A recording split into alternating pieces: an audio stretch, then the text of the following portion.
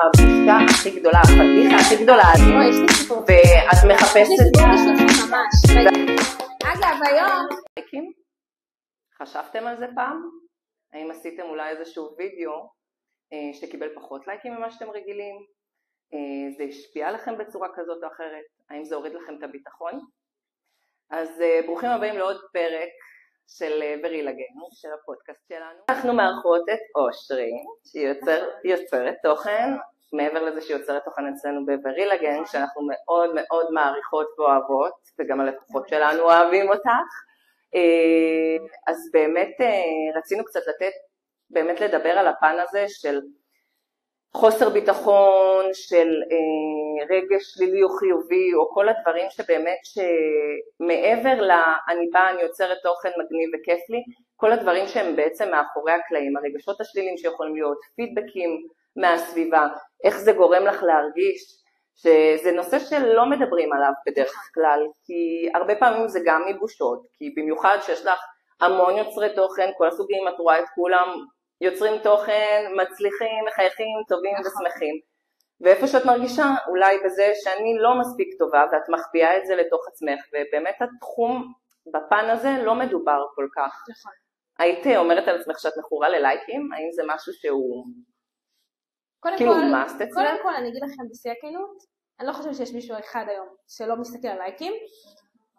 באמת, זה מדד לביטחון עצמי היום קצת, וזה נורא, כן? אבל היום אפשר להגיד זה מדד לביטחון עצמי, לאו דווקא בפן של הלייקים, יותר בקטע של החשיפה והצפיות. עכשיו שלצורך העניין העלית סרטון. אוקיי, סרטון אחד התפוצץ, באמת זה קרה לי ממש לפני חודש, התפוצץ.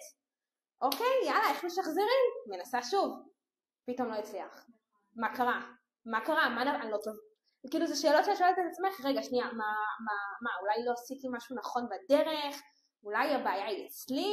האם זה גורם לך לאיזשהו חוסר ביטחון אולי, לקראת התוכן הבא שאת מצלמת? לא דווקא חוסר ביטחון, אבל גם כאילו קצת כזה לחץ.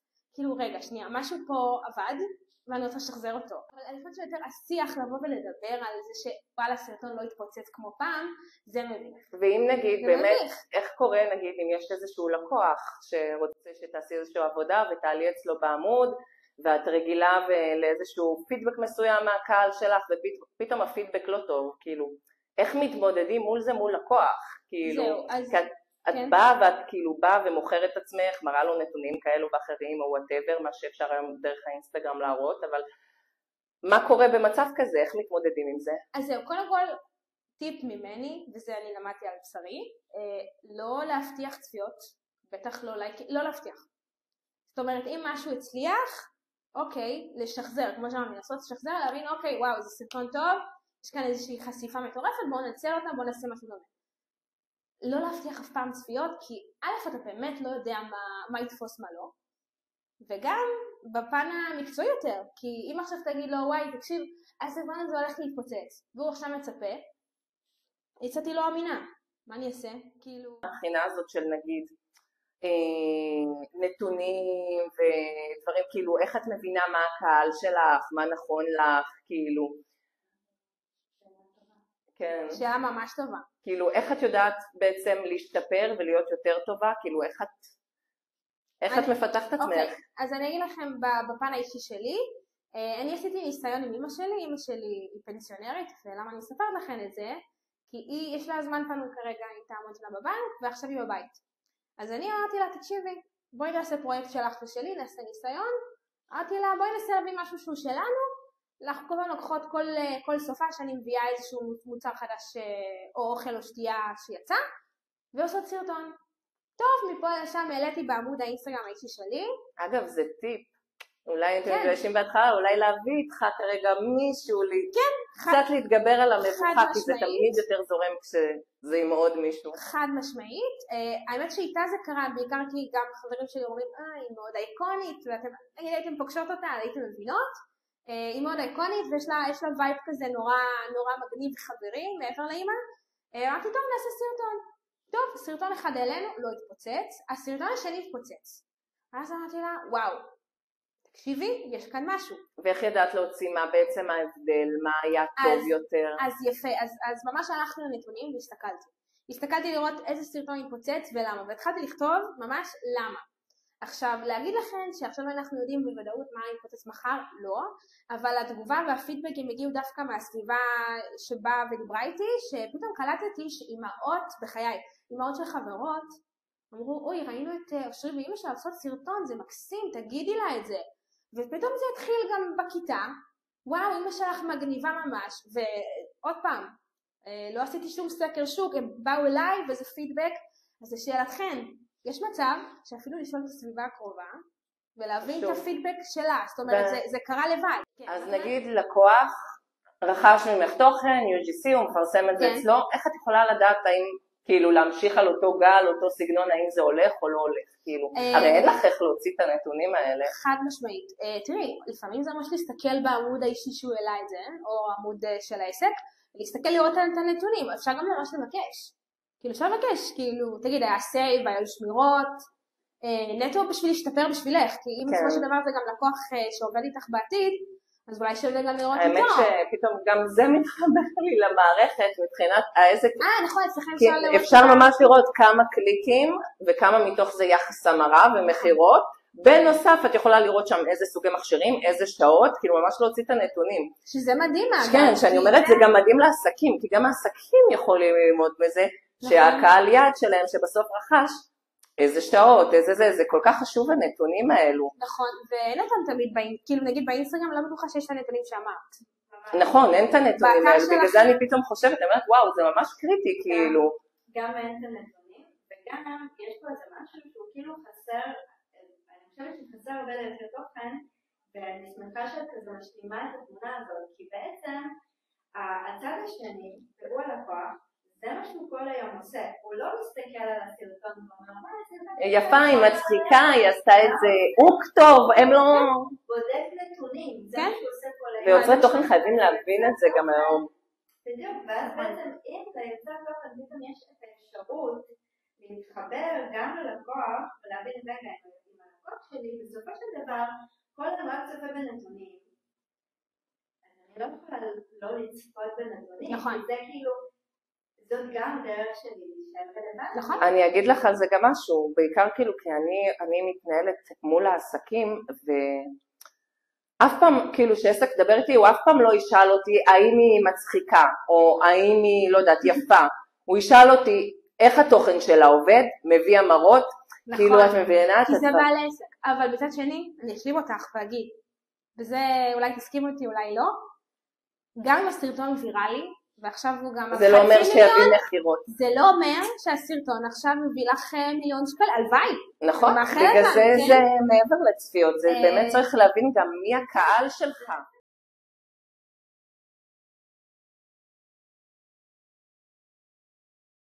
צפיות זה לאו דווקא עכשיו מחירות, יכול להיות סרטון שהתפוצץ, אבל לא הביא מחירות, אבל מצד שני, יכול להיות סרטון שלא התפוצץ.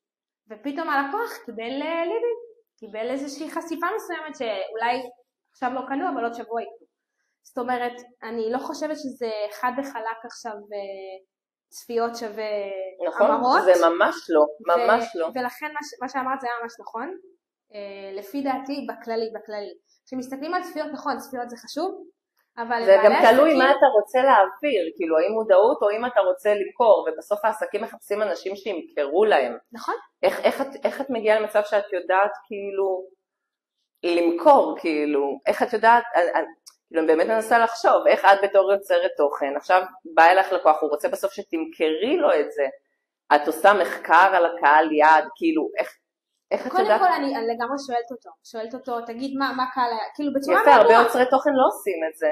נכון, ואגב זה טעות לפי דעתי, כי כשאת יודעת מי הקהל, את אפילו יכולה לדמיין אותו כשאת מדברת, כאילו זה פסיכולוגית נראה לי עובד, ואגב יש טיפים טובים, ממש. כן, ואגב יש גם בעלי עסקים, או נגיד האמת, שהם לא יודעים מי קהל היעד, שזה גם חמור מאוד בעיניי, כי אם הם לא יודעים, ואת שואלת אותם את זה, זה מראה עלייך שאת מקצועית, זה א', כן? וגם, תראו, יכול להיות שזה גם עסק בחיתונים, והוא רק עכשיו מוקם, והוא מנסה להבין את הקהל יעד, אז בונים יחד קהל יעד, שהוא כנראה ככל הנראה הקהל, אבל נראה לי שברגע שאתה יודע מי קהל היעד, אז אתה יכול לבוא ולדייק את התוכן, כי... זה חשוב גם לעסקים שלנו וגם ליוצרי תוכן, כי זה בסוף גם היוצר תוכן, כדי שהם ימשיכו ויזמינו אותו לעוד עבודות, בסוף נכון. הוא רוצה שהתוכן שלו באמת לאו דווקא יקבל לייקים, אבל למכור. את יוצרת תוכן לכל דבר, כאילו זה מה שאת עושה היום, זאת העבודה שלך, אבל קודם כל בת כמה את אושרי? בכיף, אני אספר, אני בת 26 אני נראית. לא, את נראית האמת הרבה יותר צעירה. באמת, איך התחלת? איך הגעת לזה? כאילו, מה גרם לך לרצות? בום, אני עכשיו יושבת מול מצלמה וזאת העבודה שלי, כאילו, וגם, את יודעת, יש הרבה פעמים כאילו, את תגידי לאנשים אני יוצרת תוכן, יש לך תגובות שונות לגמרי, יש כאלו שיעופו על זה ויגידו לך וואו איזה מגניב ואיזה יופי, ויש את אלו שיגידו לך מי שזה לא עבודה ואת כל היום יושבת בבית, או יש בזה גם מבוכה בהתחלה, אז איך נותנים את הקיק, איך מתחילים, איך את התחלת, מה הסיפור שלך בעצם? אז הסיפור שלי הוא לא כך טריוויאלי, אבל אני בתור סטודנטית לשיווק, למדתי תואר בשיווק. יום אחד קיבלתי הודעה ואמרו לי בואי לראיון, אני שמעתי הוט. מגיעה לראיון, נכנסת למשרד, יושבת מול המנהלת שיווק, אני רואה תמונה של דודידו. דודידו על הקירות, ואז אני אומרת לה היי, נתתי ראיון? אומרת לי, כן בטח בואי שבי, בדיוק אנחנו מחפשות מנהלת שיווק, עוזרת שיווק, בואי שבי, ספרי על עצמך. מפה לשם היא קיבלה אותי לעבודה בתור עוזרת שיווק במחלקת שיווק בערוץ הוט. מבחינתך זה הוט. מבחינתי אני שמעתי הוט. עכשיו למה אני אומרת את זה? כי לרוב אתה צריך לבוא קצת מוכן לרעיונות עבודה, ולכן כן. אז למדתי על בשרי להבא לברר את זה, והתחלתי לעבוד בערוץ הוט. וזה פתח לי את הצ'קרות גם בעולם של ערוץ טלוויזיה. זהו, אבל איך פתח לך בעצם את הצ'קרות? תכף תשמעו, כי בתור ערוץ ילדים, הרי זה לערוץ של פעוטות ותינוקות, זה גם לולי, זה כל מיני ערוצים אצלם, הייתי בשיווק, ואז אמרתי להם רגע, יש לנו אינסטגרם, יש לנו פייסבוק, מה עם טיק טוק, ובהתחלה הם הרימו גבה, והמנכ"לים לא אהבו את זה, ואמרו לי, את הקהל הוא ילדים והורים, מה הקשר? פתחתי לנו טיק טוק, והתחלתי להעלות תוכן. עכשיו מה זה תוכן אתם שואלים? לאו דווקא תוכן רגיל, אלא יש כל מיני בובות, לערוצות, לסומסום, אתם מכירות קצת דודידו וכאלה. לקחנו את הבובות, וגרמתי לכל מיני אנשים במשרד להיכנס לתוך הבובה. מגניב ממש, וואו, כל הכבוד שגמפת על זה ונלחמת על זה. כן, בהתחלה גם די צחקו על זה, אני מודעה, כאילו קיבלתי די רמות גבה, גם בלימודים שסיפרתי על זה, כשזה כבר יותר התפרסם אז התלהבו, אבל בהתחלה זה היה כזה מוזר, מה, למה לערוץ הוט יש טיק טוק? כאילו זה מסתכלים עלייך כזה בצורה מוזרה, אגב, גם כיוצרת תוכן בהתחלה, מסתכלים עלייך בצורה מוזרה. בדיוק, זה מה שאומרת, יש תגובות של אנשים. זה חייב סרט, כן, לגמרי. זה קורה. ואיך כאילו... עדיין תמיד היה לך ביטחון? כן, כאילו זה... אני לא יודעת, עכשיו כאילו, בטח יש מלא יוצרות שצופות לנו עכשיו, וזה לא טריוויאלי, כאילו, והן חושבות, טוב, נו, אני לא נולדתי במרכאות עם הביטחון העצמי, אין, אושרי הזאת, אלופה, זה כיף לנו, עם הביטחון העצמי הזה, מה לי ולזה. ואני רוצה להגיד שזה לא נכון, זאת אומרת, לא נולדים עם זה, אנחנו צריכים את זה. אני בדיוק באה להגיד שההפך, שפה זה, באמת כל האלו שקצת מתביישים אפילו, צריכים לקחת את זה לאיזושהי נקודה של, יש לכם רעיון, תעופו על החיים שלכם, כאילו... נכון. איך פיתחת את זה? כאילו, זה נורא מעניין אותי לשמוע. אני אגיד לכם בצורה מאוד ברורה, בהתחלה התחלנו להעלות סרטונים לטיקטוק של הערוץ, וזה לא הצליח. כאילו לאט לאט התחלנו, פתאום הסרטונים התחילו להתפוצץ. אז זה שאלתכם, כן. יכול להיות שאני עשו ביצועייה, ופתאום שסרטונים, הנה, זה כמה זה חשוב. על חצי מיליון צפיות בטיקטוק. כן, גם אתם תראו את הסרטונים, אתם תבינו. גם הם לא מצליחים. חד משמעית.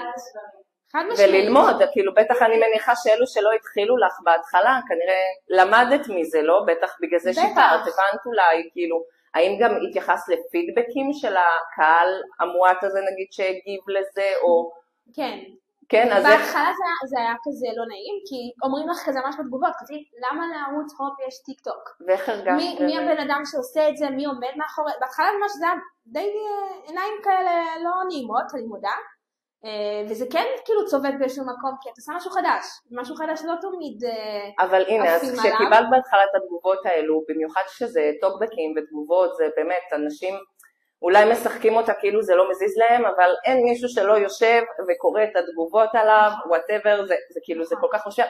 אז באמת, איך קודם כל, כשראית את התגובות הרעות, איך זה גרם לך להרגיש בהתחלה, ואיך יצאת מהסיטואציה הזאת שאת בעצם ממשיכה עם זה, למרות שנורא הורידו אותך בקטע הזה? האמת שזה דווקא גם לי יותר כוח להמשיך, כי דווקא התגובות האלה, אמרתי אין מצב, לי הייתה אינטואיציה, ואני בדרך כלל ממליצה לכולם ללכת על האינטואיציה, הייתה אינטואיציה שיש פה משהו שהוא גאוני, שאין אותו בחוץ, ואמרתי לא, זה לא מעניין אותי, אמנם זה לא כיף לשמוע תגובות כאלה, כן? כי כאילו בסופו של דבר את עובדת ואת תורכת וזה זמן וזה אנרגיה, אבל המשכתי כי אמרתי, טוב, לפי דעתי סרטון הבא זה הולך להתפוצץ.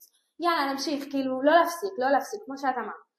כל הזמן להמשיך. זה רק מראה כן לא להפסיק. אנשים תמיד ידברו. בדיוק. תמיד ידברו, ואני חושבת שדווקא מה שאת אומרת הוא מאוד מאוד מאוד נכון, שדווקא כשאנשים מדברים, וגם אם הם מגיבים תגובות לא יפות, שזה לא לעניין בכלל, כן? אבל תגובות לא יפות, דווקא זה אולי הסימן ללקוחות, וגם ליצור תוכן, להגיד, וואלה, יש פה משהו מישהו שעצר והגיב, לא משנה אם זו תגובה לא טובה, הוא עצר. מעניין, הוא הגיב. צודקת. תכלס הוא עצר והגיב, הוא יכל באותו רגע לאכול המבורגר. לא, הוא עצר והגיב. זאת אומרת, משהו בתוכן נגע בו, עצבן אותו, אני לא יודעת מה הוא עשה לו, אבל זה הזיז לו, והוא הגיב. זה נכון, כי אני חושבת על זה, גם כאילו בקטע העסקי, כאילו כשאתה מדברת על זה שעסקים באים, ויש המון עסקים, במיוחד אנשים שהם קצת אולד סקול, שאת יודעת, כל היצירת תוכן זה חדש להם, הם באים פעם אחת, עושים להם איזשהו יוצר תוכן, איזה סרטון, הם מעלים את זה לממומן, אנשים באים מגיבים דברים רעים כאלו ואחרים, וזהו, ואז הם אומרים, טוב, זה לא עובד, זה לא מתאים לי, והוא פורש. צריך לקחת מזה את התובנות, קודם כל להבין שתמיד יהיו תגובות לפה ולפה, ועצם זה שיש לך תגובות ואנשים צופים, תלמד מזה. אתה מעניין, סימן, אתה מעניין. מה עבד פה, מה אנשים העירו, מה זה גם חשוב תמיד ללמוד, ועוד פעם זה מתחבר לקטע הזה שלא לעצור, כאילו חייב תמיד להמשיך. תמיד להמשיך, כאילו, אוקיי, נגיד לצורך העניין, יצא סרטון פחות טוב, מה זה אומר שזהו, מרימים ידיים? אז זהו, זה מפיל הרבה אנשים מנטלית. יפה, ולכן אני חושבת שדווקא בגלל שזה מפיל אנשים מנטלית, דווקא כי זה כואב וזה נושא שהוא לא מדובר הרבה, בכלל. צריך לבוא ולהגיד פה שדווקא מי שמעז ומתמיד ולא עוצר וממשיך להעלות תוכן, עוד תוכן ועוד תוכן, דווקא הוא יצליח. זה כל כך חשוב, וואו. כי הוא לא הפסיק, כי מבחינה הגיונית גם תחשבו בסופו של דבר, כמו שחקן. זה בעיקר לא יוצרי תוכן הצעירים שלנו, תלמדו, לא נורא אם לא יצא סרטון אחד, ממשיכים. חד משמעית, זה גם כמו שחקן. נכון. דוגמה הכי טובה, ואנחנו נביא אותה פה, גל גדות. אני חושבת שהיא שמעה כל כך הרבה לא בחיים, במיוחד בארץ, במיוחד לפני הקריירה. תראו איפה היא היום. נכון. אם היא הייתה עוצרת בלא הראשון, באמת, אם היא הייתה עוצרת בלא הראשון, אני חושבת שהיא לא הייתה וונדר וומן. נכון. ובסוף זה מחבר לשחיקה רגשית. אין דבר כזה, אין שחיקה ביצירת תוכן. לפי דעתי, ואני כרגע מדברת על עצמי, אין דבר כזה שאין שחיקה ביצירת תוכן. בואו, זה להיות כל הזמן על זה, על טרנדים. זה את עצמאית, זה העסק שלך, את זה העסק שלך. כן, מה קורה עם ימים שאת חולה או שאין לך מצב רוח? אין דבר כזה. אני כשאני הייתי חולה, אני עובדת. כאילו, מי יעבוד? אז הנה, אז באמת בא הדבר הזה של השחיקה. כן, אז אני חושבת שבקטע של שחיקה, אני אגיד לכם מה אני חושבת שהכי עוזר. קודם כל נתחיל בשחיקה. שחיקה לפי דעתי, אין אחת בתור יוצרת תוכן שאין לה שחיקה, ואם היא אומרת שאין לה, אז סליחה, אז היא לא אמינה עם עצמה או עם הסביבה. אין מה לעשות, כאילו החיים הם ups and downs. לפעמים יש עלייה, לפעמים יש ירידה. ככה החיים, זאת אומרת גם ביצירת תוכן וגם בלהיות רופא וגם בלהיות עורך דין, כאילו כל אחד במקצוע שלו יש שחיקה מסוימת, וביצירת תוכן תמיד צריך להיות על זה, אז אתה ב-24/7 של טרנדים, של פה, כן, אתה כל הזמן צריך להיות מעודכן בדברים, אחרת אתה לא על הלופ, אגב, שזה גם איזשהו משהו שהחברה, נראה לי שכאילו השרישה לנו, כן, בסופו של דבר לא יקרה כלום אם לא תהיו יומיים בסושיאל או באינסטגרם או בטיק טוק, אבל יש איזושהי ציפייה כל הזמן להיות מעודכן, כל הזמן להיות על זה, אז ברור שזה שוחק. אתה בן אדם סך הכל, אתה לא יצור. נכון. ואני חושבת שמה שעוזר נגיד בשחיקה, זה אולי אפילו לטוס. חופשה. כי ברגע שאתה עושה דברים שהם לאו דווקא עכשיו מול מחשב, אלא אתה נוסע, מטייל, עושה דברים שהם, אז עולים לך רעיונות. אז אפילו לאו דווקא לטוס, כאילו לשבור שנייה, לעצור שנייה. שבירת שגרה, כן. שבירת שגרה. ואת מרגישה שבאמת זה בא ומחזיר אותך כאילו לטראק כזה, למסלול, אני עכשיו עשיתי את החופשה שלי והאנרגיות ב100? יש בזה משהו, כן. כן, כן, כן, כי אפילו ברמה, אני לאו דווקא עכשיו לטוס. אני נגיד שאני הולכת למקלחת, פתאום עולים לי רעיונות. אני לא יודעת, זה נורא מוזר, לא יודעת, זה רק עצמי. האמת שזה ידוע, זה קורה לאנשים. אבל כן, אתה הולכת למקלחת, פתאום עולה לי רעיון. פתאום, לא סתם רעיון גאוני. ואז אני אומרת לעצמי, וואו, כאילו, מה עשיתי? שנייה, עשיתי פעולה שהיא לא להיות במחשב או על הטלפון. בום, וואי, אז את אומרת שזה בעצם אפילו תורם לפן היצירתי. וואי, כמה זה חשוב, כי באמת לפעמים שאת 100% בעבודה, את גם מאבדת את עצמך, את היצירתיות שבך. כאילו זה קריטי, זה קריטי גם לדעת לעצור. וגם, יש לי תקופת מבחנים, ואני ממשיכה, זאת אומרת, יש לי חבילה, היום קיבלתי חבילה, אני צריכה לעשות UGC. אין לי זמן עכשיו להתחיל לרקוד הורה. כאילו, אני אומרת לכם בשיא הכנות, כאילו, אולי זה גם עניין של משמעת עצמית. אוקיי. עניין של משמעת עצמית, כתוב לי, אני ממש כותבת לי ביומן. אז ממש לנהל עסק, זה לכל דבר. לכתוב תסמית, וגם לחלק למשימות, תגיד שחיקה. את עושה לעצמך דיידליינים, נגיד דברים כאלו? חייבת, אחרת זה יכול, מה זה להתבזבז הזמן? חייב, כי תחשבו שבסופו של דבר, גם כעצמאית, אבל גם, אפילו גם במשרד, את אחראית לזמן של עצמך, את צריכה לתת תפוקה, את צריכה להיות על זה, את צריכה לייצר סרטונים למשל, אין לך זמן, כאילו את על השעון. נכון. עכשיו אף אחד לא יושב לך פה, אבל מצד שני גם איזושהי משמעת עצמית, כי... נכון, אז אני בדיוק, כאילו, מה שאני מנסה להבין, אז כאילו, זה לא גורם לך, נגיד, לא יודעת, תקופה כזאת שפתאום את כזה מאבדת אנרגיות, וכאילו, אז איך את מתגברת על זה פשוט? נגיד תקופה שהיא פחות כיפית, אני חושבת שפשוט כאילו let it be, כאילו זה נשמע נורא, כן? האם זה, את חושבת שזה בסדר גם אפילו נגיד את ממש עכשיו מצב לא טוב, יש לך דדליין למחר, כאילו את חושבת שזה גם לגיטימי לבוא להגיד ללקוח כזה, תקשיב, כאילו אני יודעת שאני צריכה להביא לך את התוכן מחר, פה ושם, כאילו אם אני רוצה שיצא תוכן טוב זה בסדר, האם זה יידחה ביומיים, כאילו האם זה... האמת שלא, אין לי אומץ אפילו, אין לי אפילו, באמת, שתבינו את ה... כאילו, אין לי אפילו את האומץ לבוא ולכתוב דבר כזה. כי אני תמיד חושבת על מה הוא, זה גם אני, כן? אני תמיד חושבת על מה הוא יגיד אחרי זה, כאילו... זה גם השם שלך בעצם. לא, כמובן שחס ושלום, מי שקורא לה משהו שהוא באמת, שלא נדע, אז באמת, יש את החיים ואנחנו בני אדם, אבל בקטע של משמעת עצמית וכשיש דדליין ללקוח, אז אין דבר כזה, כאילו, החיים יחכו, זה כמו שחקן שהוא עולה לבמה. הוא, נגיד עכשיו... אז ממש... כן, כאילו, אין ברירה, כי עוד פעם, אני חושבת שגם זה עניין של משמעת. זהו, אז באמת צריך גם להבין שיצירת תוכן זה באמת, כאילו זה מה שאומרת, שאנשים הרבה פעמים מזלזלים בזה, אבל זה מקצוע לכל דבר, וזה לוז כאילו, וזה לסדר את עצמך, ולנהל את עצמך, ולנהל את העסק שהוא את. זה בעצם עסק שהוא one man show, שיש בו 10 עובדים, וכל העובדים האלה הם את. נכון. את עושה את הכל. אז אין פלא, חייב להגיע לשחיקה. חד משמעית, ואתם יודעות מה אני חושבת? שגם הפתרון לשחיקה, עכשיו אני מדברת איתך על מישהו שכבר ניסתה, אוקיי? אולי להביא, וזה משהו שאני שוקלת עם עצמי, אולי להביא איזושהי עזרה חיצונית, ספק חיצוני, ספקית חיצונית. כן, שלפעמים אם אין לי זמן, ולשאלתך גם שחיקה, לפעמים אני מביאה את זה לעורך שיעשה את זה בשבילי. אני סומכת עליו ב1,000,000%, והוא עורך לסרטונים. למצוא באמת את האנשי מקצוע. כן, להציל סמכויות על אנשים שטובים במה שהם עושים, וזה לא בושה לבוא ולהגיד אני בן אדם אחד.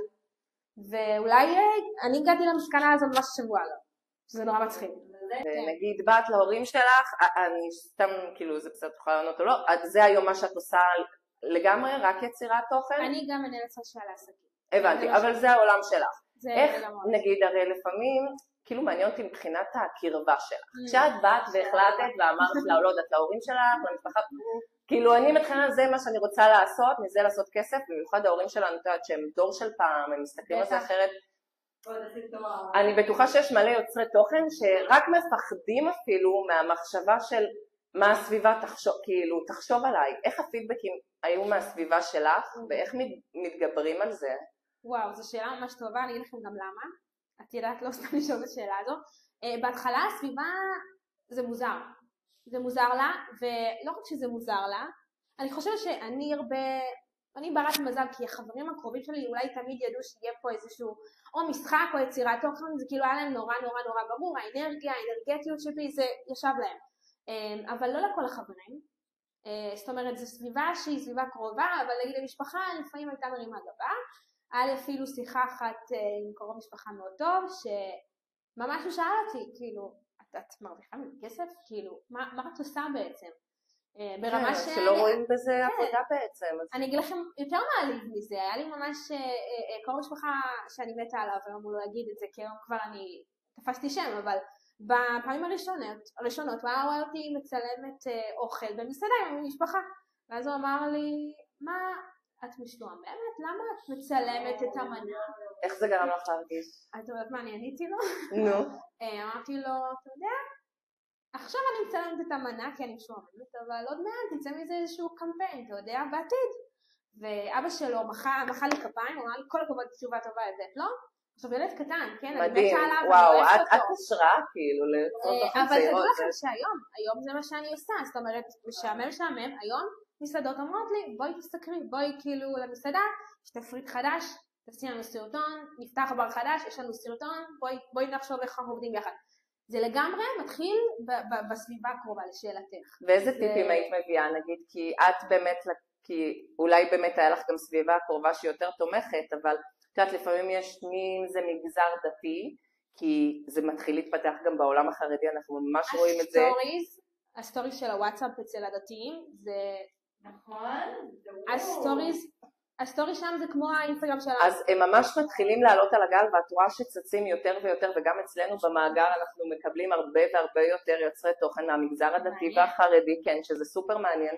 כאילו אני חושבת על האנשים האלו, כאילו איך מתגברים על זה שהסביבה הקרובה שלך, כי זה גם מכניס אותך לאיזשהו מבוכה עכשיו בכלל להתעסק בזה לאדם, וגם כאילו מצפים ממך, לא יודעת, לך, תלמד, תעבוד במשהו, ואז כאילו אתה עושה משהו שמבחינתם, כמו שאת משועממת, איך מתגברים על זה? אני חושבת שזה לא פשוט, אני לא אשקר ולא אגיד שכאילו שלא היו ימים שפעם הייתי בוכה בגלל דברים כאלה, כי בואו, גם יצירת תוכן היום, נדבר בצורה מאוד גלויה, זה עוד לא במקום שזה הולך להיות, לפי דעתי עוד שנתיים, יגידו יוצר תוכן, אין אחד שלא ידע מה זה, כרגע לפי דעת זה בחיתולים, ולכן גם יש את ההערות הפוגעניות האלה כלפי, גם אמרתי, יש הרבה סטיגמות, הרבה, זה כן, זה... מבחינת ההורים, וגם לשאלתך, ההורים, גם אמא שלי אמרה לי, תראו, הנה עשית תואר ראשון תקשורת, הנה עכשיו ממשיכה לתואר שני, בואי תהיי סמנכ"לית שיווק באיזה משרד, עכשיו זה מדהים, אולי זה גם אפילו יקרה, אני לא יודעת, אבל כרגע אמרתי לה, אני אוהבת ליצור תוכן, אני אוהבת לעזור לבעלי עסקים, אמרתי לה, זה מה שאני אוהבת, אני אוהבת לעשות את זה, אני הבנתי מה אני אוהבת, ואז אמרה לי, תקשיבי, את יודעת מה? שלך, תתחילי, ולאט לאט ברגע שבו רואים פידבקים, פתאום מותגים פונים, ופה משרד פרסום פונה אלייך, אז פתאום אני רואה את הפידבקים, אז מן הסתם, תוצאות חברתיות זה מראה לה. אז אני אומרת, תיקחו את זה בעיקר כהשראה, אושר שלנו באמת מוכשרת ומלאה בביטחון, אבל באמת צריך לקחת את זה כמסקנה, שגם אם הסביבה שלך פחות תומכת, או גם אם אתה מתבייש, כאילו את חוזרת פה על המנטרה הזאת שהיא באמת חשובה. קודם כל אתה אוהב את זה, אתה רוצה את זה, זה מקצוע לכל דבר, חמודים, זה א', ב', להתמיד. לא הכל הולך ככה, לא הכל הולך ככה. זה בדרך כלל גם הבושה הכי גדולה, הפדיחה הכי גדולה, להתחיל את זה. כאילו במיוחד שאת באה ונגיד את רוצה להתחיל לייצר סרטונים, ואת מחפשת כאילו, את אומרת טוב אני צריכה איזשהו מוצר, אבל אין לי שום לקוח, כאילו את רק מתחילה, אין לך לקוח, כאילו אז יש פה את הקטע מה אני אקח סתם משהו, כאילו איך מתחילים את זה, זה קצת מביך. נכון? יאללה, תפעילי. מופעל. בעיקרון אני חושבת שגם כשרוצים להתחיל להיכנס לעולם של יצירת תוכן, UGC בפרט, לא לכל אחת יש את התיק עבודות שלה מוכן, וזה גם מה שאני אומרת גם לחברות שהן רוצות להתחיל. בדרך כלל, קחי שמפו, לא יודעת, פנטן, אני לא יודעת מה את משתמשת, תעשי סרטון, תתחילי לשווק אותו, עכשיו זה לא אומר ברמה, בואו תקנו את השמפו, אלא תיק עבודות, זאת אומרת, תתחיל ליצור לך דברים, תשלח בבית, תקחי לך כל מיני מוצרים שאת אוהבת להשתמש, תייצרי סרטונים. עכשיו, בהתחלה זה מביך, אין מה לעשות. אבל מצד שני, ככל שתשתפשפי ויותר תערכי ותעשי כל מיני סרטונים כאלה, אז יש לך תיק עבודות. נכון. עכשיו, גם אצלי, התיק עבודות הראשון, אני אפילו אנסה להיזכר, נראה לי שזה היה לכדורים של, נראה לי של ריכוז. נורא מצחיק. עשיתי את זה אפילו בשטאפ בלי תשלום. בסדר, ההתחלה. שזה, כן, אגב, זה היה מאוד מביך, באמת מביך, כי זה גם לא נושא לא תגידו איפור שאת מראה, זה כאילו, זה כדורים. כן. אבל אולי זה דווקא אולי משהו יותר מאתגר, כי את בעצם משווקת פרוטו את לא רואה פיזית את השינוי, אבל... ואת צריכה להציג ולמכור אותו. כן, שזה... כן, אם נראה לך את הסרטון, נראה... האמת, מה שמגניב בקטע הזה, אני בדיוק עכשיו חושבת עלינו כברילגנד, וכל הקטע הזה שמאוד חשוב לנו לדחוף למקצועיות את היוצרי תוכן שאצלנו במאגר, כאילו, אז יש לנו את המערכת, האמת שזה בדיוק בשביל זה, כאילו... נכון. יוצרי תוכן שאין להם תיק עבודות, כאילו, אתם גם יכולים לבוא, להוציא איזשהו לינק, א', זה שכבר אתם מפרסמים סרטונים עם לינקים, זה מראה משהו. לקוח כנראה סגר איתה, יש לה לינק אליו, זה א', ב', זה גם מהבחינה הזאת, את יכולה כבר להיות מתוגמלת, כאילו, אם את כאילו מתחילה להוציא כל נתונים כאילו מהמערכת, אוי. זה הסימן.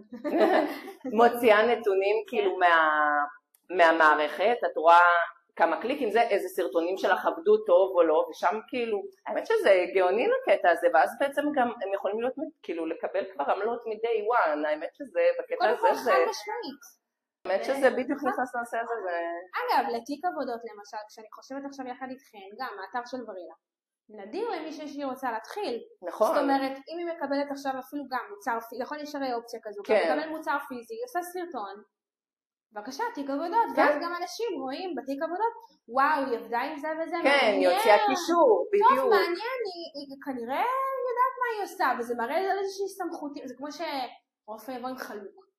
כאילו, אתם תסתכלו עליו יותר בסמכותיות, נכון? אז אולי זה בקטע של יצירת תוכן. האמת שזהו, אבל באמת שוב זה הדגש הזה, זה צריך להתגבר על המבוכה, אם זה מה שאתם רוצים לעשות, זה מביך. זה מביך, וכל הגדולים וכל יוצרי תוכן הכי וואו, כולם בהתחלה הרימו טלפון, לקחו איזה מוצר, איזה משהו, התביישו רצח, נכון. אבל משם זה, רק משם מתחיל להתפתח, כאילו פשוט צריך לעשות את זה.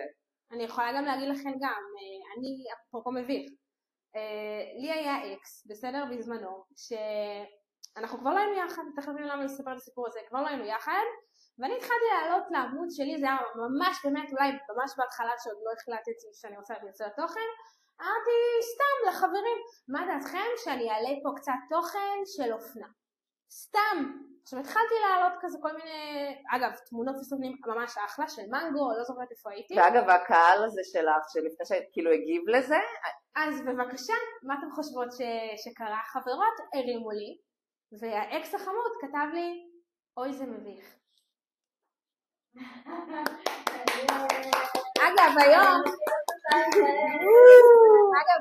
אני חושבת שהוא נשוי והוא יודע שאני בלוגרית של אוכל וטיולים, כאילו שתבינו, נתתי לו סתירה לפרצוף, זאת אומרת ברמת באותו רגע אני אשכרה נשברתי, בכיתי, ואני חייבת להגיד לכם שאחת הסיבות שאולי אני גם לא בלוגרית של אופנה, אולי יש בזה משהו אצלו, כאילו אולי זה גם מה שחיסן אותך גם באיזושהי צורה אחרי זה להסתיר. בואו, זה פגע ממש, אפרופו תגובות של הסביבה, זה מאוד פגע, זה שבר אותי ברמה של בכי. מצד שני, אמרתי, מי הוא בכלל?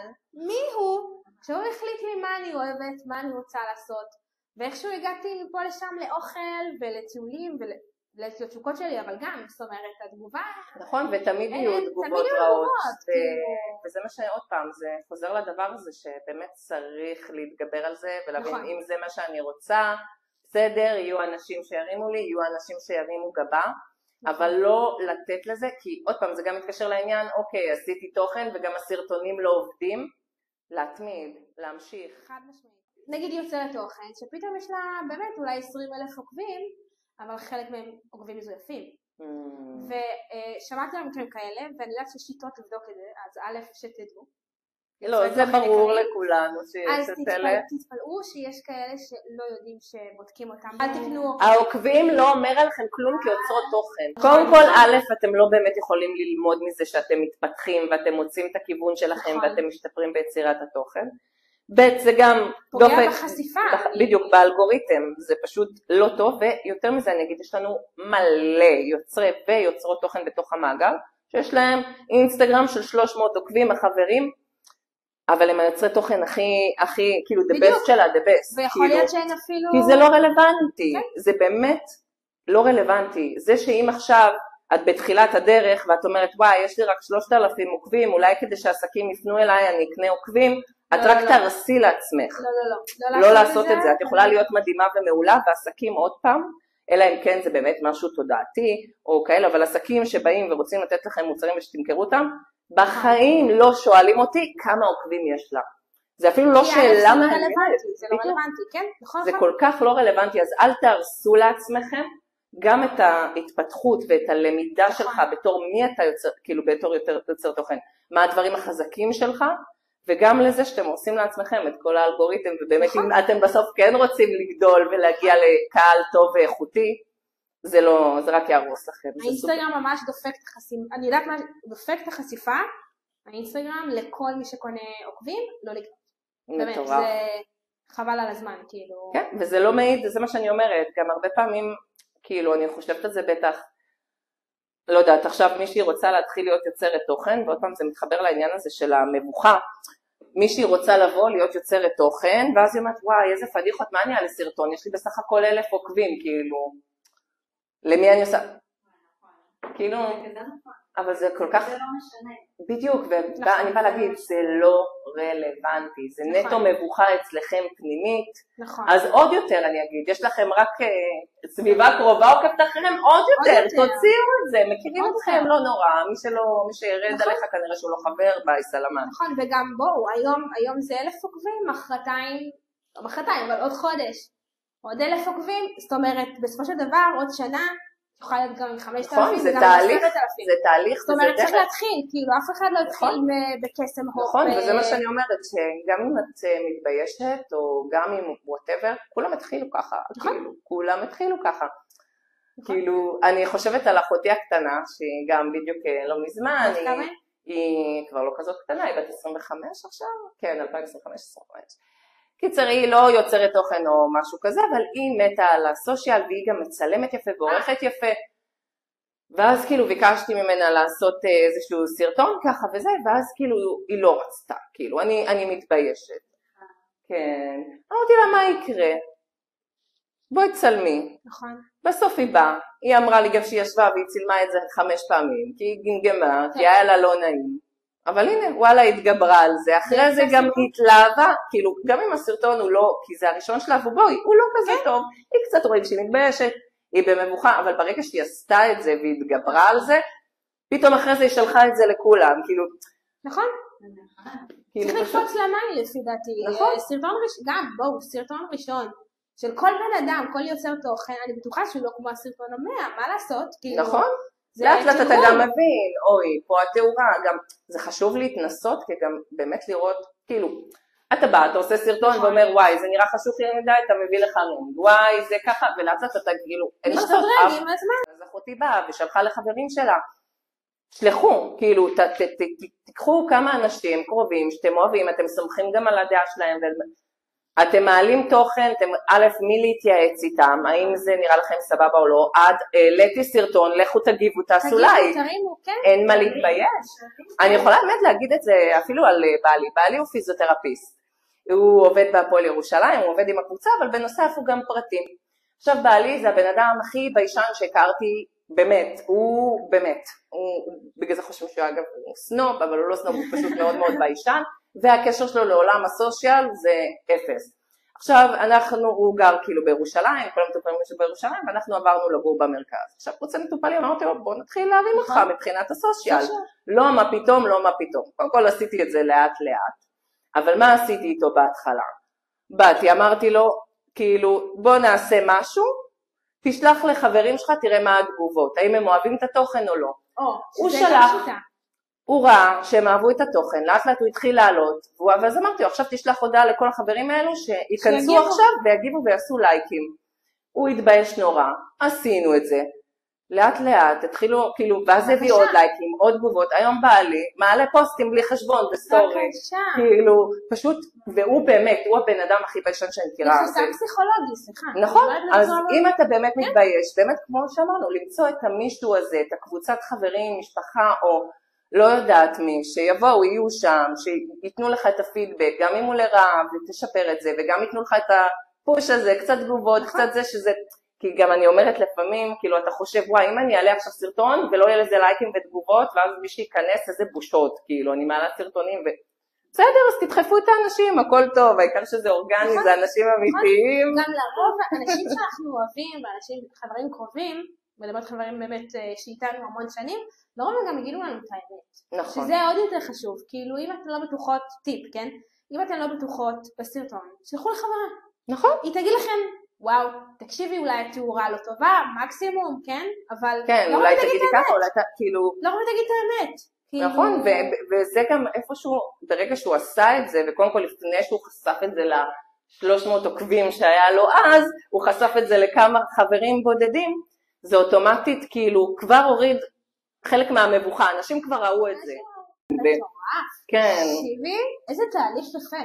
כן, וזה מה שאני אומרת, זה כאילו מבוכה, יש לכולם, יש כאלו שיש להם את זה יותר, יש כאלו שיש להם פחות, נכון. וכולנו מכורים ללייקים, אבל לא בקטע הרע, בקטע שזה חשוב לעקוב אחרי הנתונים שלך, לראות מה עובד, מה פחות, ולפתח את עצמך, ועם הזמן אתה מצליח יותר, והחשיפה שלך עולה, והלקוחות באים, והבושה כבר מזמן נשכחת. אז כאילו, הבושה הכי גדולה, הפדיחה הכי גדולה, ואת מחפשת... אגב, היום...